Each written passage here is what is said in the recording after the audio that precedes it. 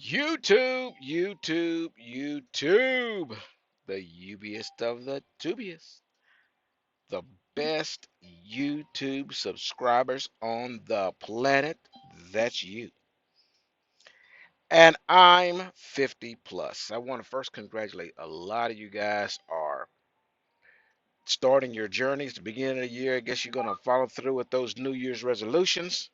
And you guys are starting to get your progress going to become a truck driver. I've gotten a couple of questions that I'm going to answer in this video about getting started, and one of them is um, what you need when you're going to the school. So if you're going to go to um, Swift School, I went to the one in Corsicana, and I'm going to have to kind of go off of that because that would be the only 100% truthful information that I can give you. Okay.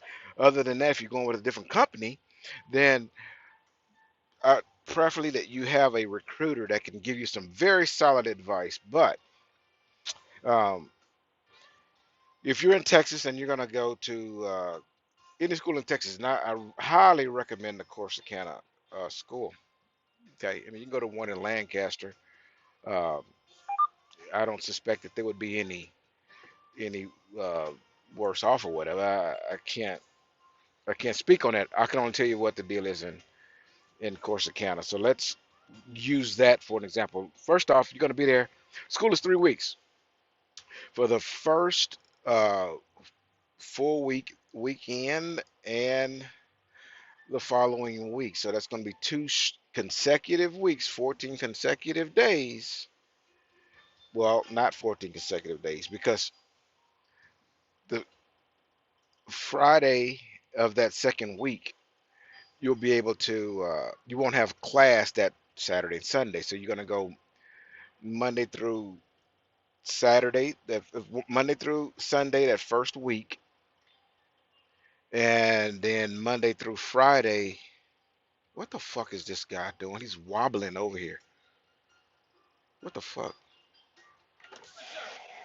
I'm all right. What's up with you? Huh? Okay. Yeah. Hey. Okay. Thank you, sir. Have a good night.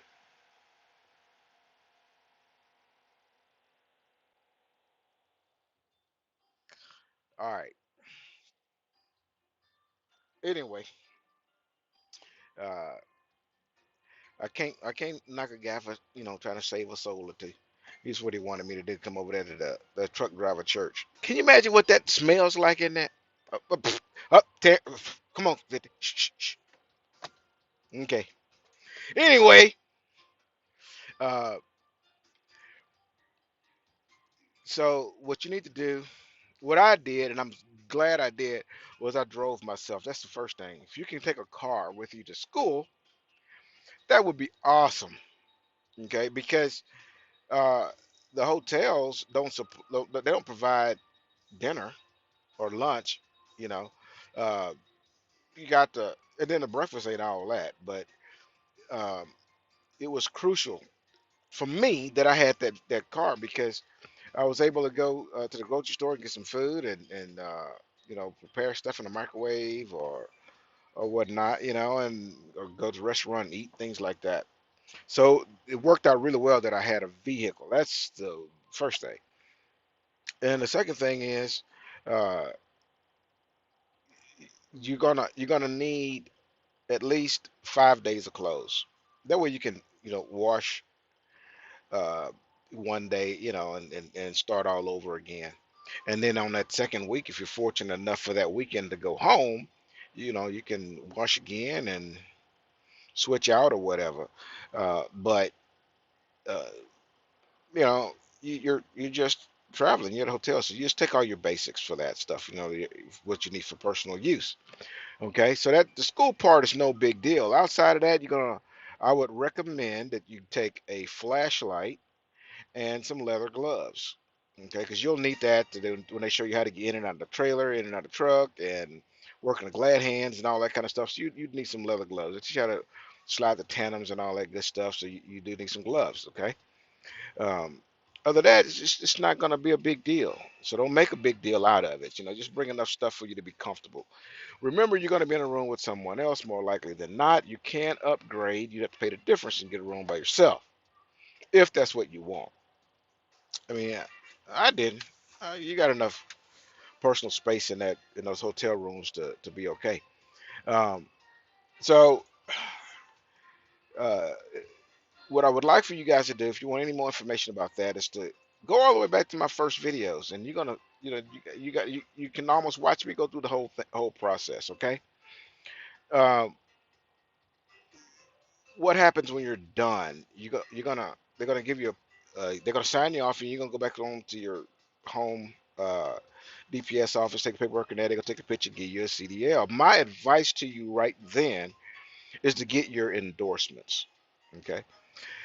And the reason why you want to do that then is because once you start driving, it's going to be very difficult to be home or use your home time to go to DMV and do all those things. You may as well get it done before you go to orientation. Okay. One thing that's going to take you the most time is getting that uh, the hazmat.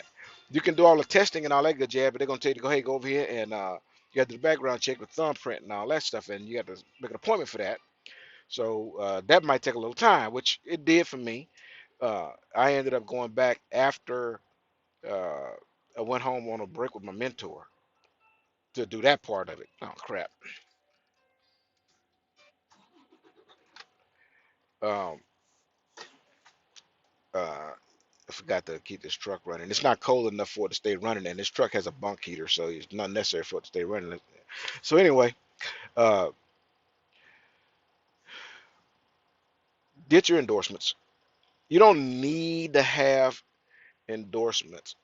Excuse me, to come out here and drive. I mean, you're going to come right out of school and go right to it. So with the mentor, you're not going to be driving any. You're not going to drive doubles and triples or hazmat stuff or tankers for Swift. But you may whoever you go drive for, maybe they have tankers and doubles and triples or whatnot. But if you can get them, get them. It's my advice to you. Okay. So, uh, moving on to the next question was, what would you take on the mentor's truck when it's time for you to go ride with the mentor? I recommend 3 days of clothes based off of the weather uh, in the United States.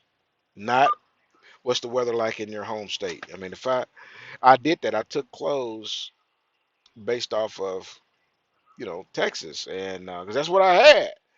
Uh, other than some sweaters and stuff. But when it gets cold, man, you're gonna have to double up on clothes to stay warm. But remember, 99% of the time you're gonna spend inside the truck in a climate controlled environment. So like right now, you know, I'm wearing short sleeve shirt, and I just got a shower, and it is it's just 43 degrees right now. But the temperature will drop all night, and in a little while, I'm gonna take these sweats off because I'm gonna be burning up in here because I got the heat on. And even when I turn the truck off, I got the truck running because I'm cooking. But um, it overpowers the inverter with that stove. But um, I, I turn the bunk heater on, and in the night I can sleep very comfortable. But anyways, uh, just what you want to take with that mentor's truck is similar to the same stuff you took with you uh, to class. You just don't have to have as many clothes. Okay, and you don't want to have more than you know uh, two duffel bags, and you want a backpack. The backpack you're only going to put in the backpack what you're going to take to shower. Okay, and have to keep on filling it up. What I do is leave all of my underwear and shirts and socks and then personal items that you use in the shower in that backpack. And I might have 5 pair of drawers in there, 5 t-shirts or whatnot. But as I change clothes, take one out and then take another out, to take another out, and then go wash, start the process over again. But you can store your luggage. Don't bring hard luggage. Okay, don't take hard luggage on your mentor's truck because you ain't got no place to store it. Because remember, everything else is going to be in your way while you're sleeping. But now, what we did was took our bags and stuffed them on the passenger side, and when we slept. And then when we woke up the next morning, we make the bunks and then throw all our stuff in our bunks and we went to rolling again. So you're gonna make it work, okay? But you just don't want to take too much stuff. Just take the stuff that is necessary, clothes and not too many of them. Just take adequate amount, 3 or 4 changes of clothes because you're gonna be washing and everything, and then you're good. Just make sure you take hygiene things so you keep yourself clean and fresh. Snacks that you might like, you take a few of that. Um, I had a duffel bag that I put snacks and stuff in, and then just eat out of it. When they're all done, you can rehydrate it when you go back to the house or go to the grocery store, Walmart, or wherever y'all going to stop. Okay, that part's real easy. You just don't want to take too much stuff and nothing hard. Don't bring no suitcases is that don't fold. Okay. Next question I had was about the bunk space that you're going to have as a student on your mentor's truck. Okay, I'm going to do that in 3 minutes if I can. Uh, I'm just going to show you what the bunk size is. Okay, here we go. I'm going to flip you around, and uh, so here's your bunk. If you in a Freightliner, okay, I'm going to go ahead and drop it. You just turn the little knob right there, and then the bunk comes down. On top of this bunk is a fairing that come off, but I'm just going to leave it up there. Anyways, let me drop this down. Hang in there. All right. Drop a little ladder down. Okay. If you get a Freightliner, you have this ladder. The other one has little climbing steps like right there, and another one like right here where you can climb up. Okay. 1 second. 1 second. Okay. So let me climb up here and let you know what the kind of look at the bunk space. All right. This is smaller than a twin size bed. That's a fairing that goes on the bottom, and I hit an alligator, so those little clips right there broke off. But I left it up here so that they can just reinstall it with those clips because it's not torn off. It's not torn up. It's just the clips was ripped off when I hit that alligator. Okay, so as you can tell, you don't have a whole lot of space up here. Okay, and a little cheap ass storage. Some of these trucks are gonna be much better than this one. I'm gonna sit up here. Eh, eh. Okay, so now I'm sitting up here. Let me flip it back around. Okay, so I'm sitting up here, and boop, boop, my head's hitting that. But I got you're not gonna sit like this in this truck. It just don't happen like that. Very rarely. Okay, all right. So now I'm gonna lay down.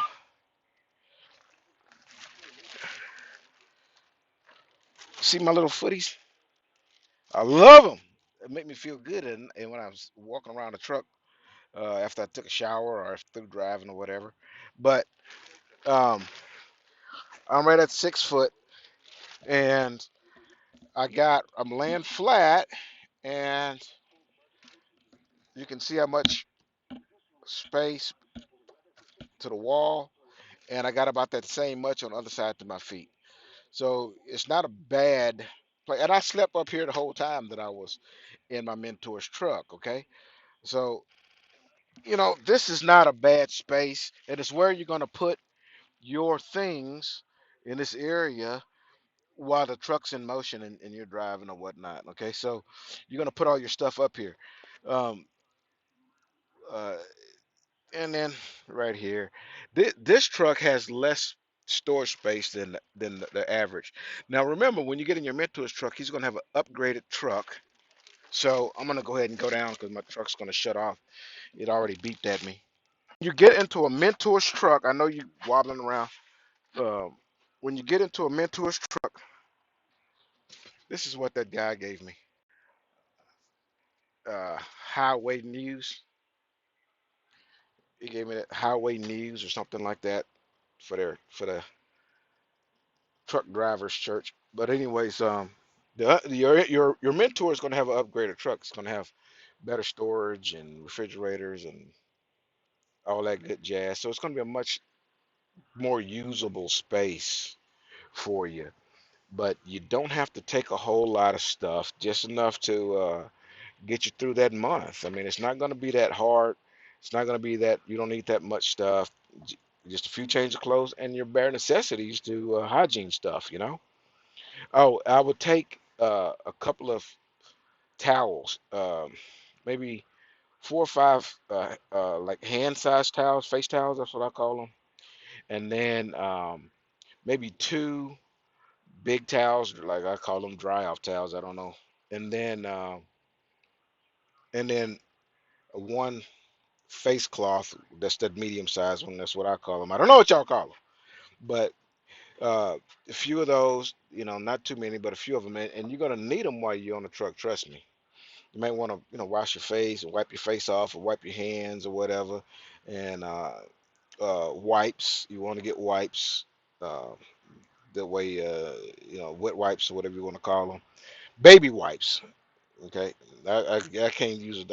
I use them all day, and you'll use some while you're driving. So get those things, and you're gonna be okay. All right.